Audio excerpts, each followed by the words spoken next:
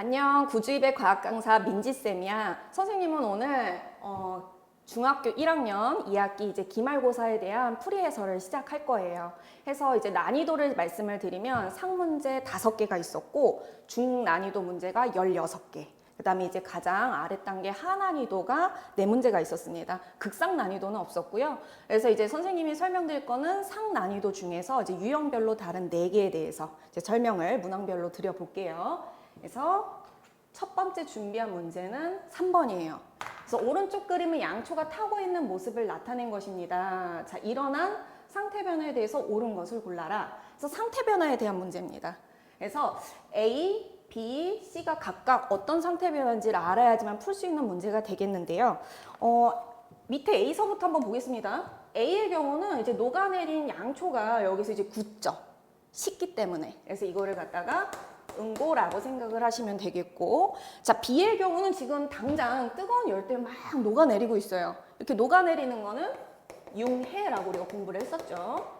그다음에 C가 좀 어려울 수는 있는데, C는 이제 녹아내린 양초가 이 심지를 통해서, 이게 통로가 되겠죠. 통해서 올라오는데 그게 액체 형태로 올라오는 게 아니라 녹아진 게 뜨거운 열 때문에 기체 형태로 올라와요.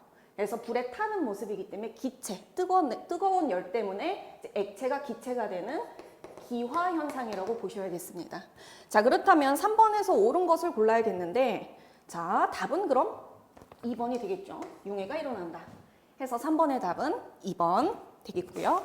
자, 다음 문제로 가겠습니다. 다음 문제는 자, 13번이에요.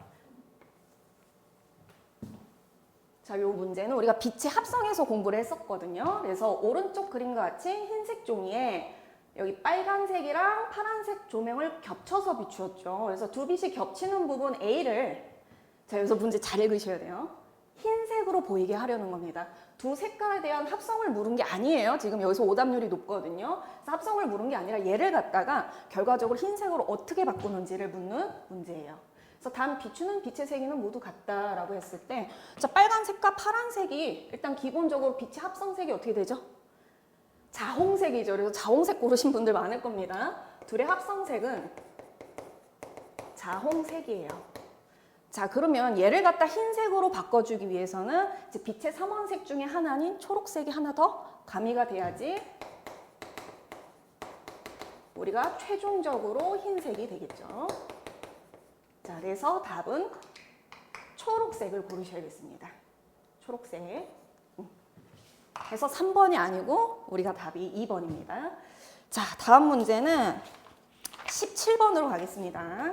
자, 이제 17번 문제인데요. 이 문제는 이제 파동과 관련된 문제입니다. 그래서 문제를 읽어보면 수조에 담긴 물 위에 이렇게 종이배를 띄워놓고 스포이트로 물방울을 똑똑똑 떨어뜨리고 있는 상황이에요.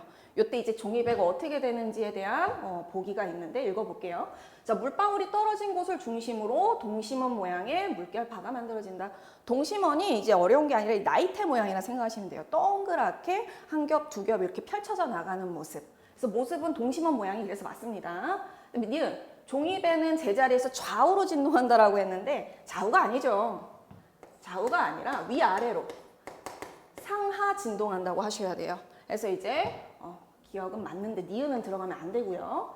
그 다음에 디귿. 물방울을 떨어뜨리는 시간 간격이 짧을수록, 그 말인즉슨 이제 스포이트를 떨어뜨릴 때 이게 톡톡톡 떨어뜨리는 시간 좀 빨리 하는 거예요. 톡톡톡톡 이런 느낌으로. 그래서 1초 동안 배가 진동하는 횟수가 증가한다. 그 시간 안에 더 많이 떨어뜨리니까 아무래도 상하 진동을 더 빨리 하겠죠. 그래서 디귿도 맞는 말이 돼서 답은 기억 디귿 4번이 되겠습니다. 그래서 17번에 4번이 되겠고요. 자, 마지막 문제 가볼게요. 마지막 문제는 20번입니다. 잠시.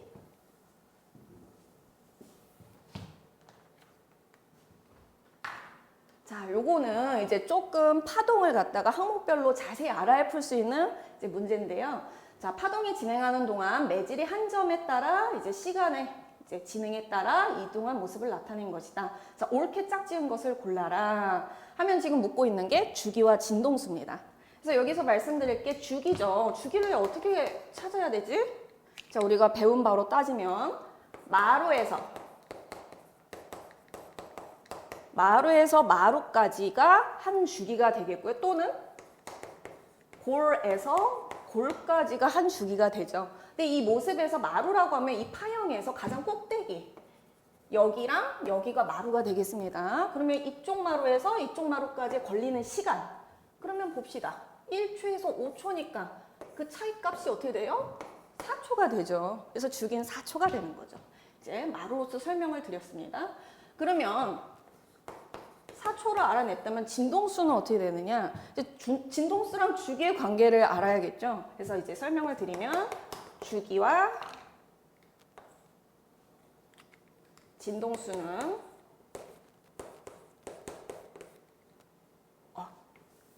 다시 주기와 진동수는 반비례하기 때문에 이렇게 표현을 할 수가 있습니다. 둘이 반비례한다는 거. 쉽게 얘기해서 주기값을 역수를 취하면 되겠죠. 그래서 우리가 지금 4초라고 구해놨기 때문에 진동수는 그걸 뒤집은 4분의 1이 될 텐데요. 진동수의 단위는 헤르츠라고 해요. 그래서 여기 보시면 HZ라고 적혀져 있죠. 4분의 1에 해당되는 헤르츠는 여기 0.25를 고르셔야겠습니다. 그렇기 때문에 답은 2번이 되겠어요. 해서 이렇게 해설 강의를 진행을 해보았고요. 자, 지금까지 해설 강의를 전부 진행을 해보았고요. 우리가 이제 중학교 2학년 올라가면 또 시험을 봐야 되잖아요. 그때 이제 단원별로 꼼꼼히 같이 이렇게 확인을 해보았으면 좋겠습니다. 겨울방학 잘 지내시고요. 지금까지 구주입의 민지쌤이었습니다. 감사합니다.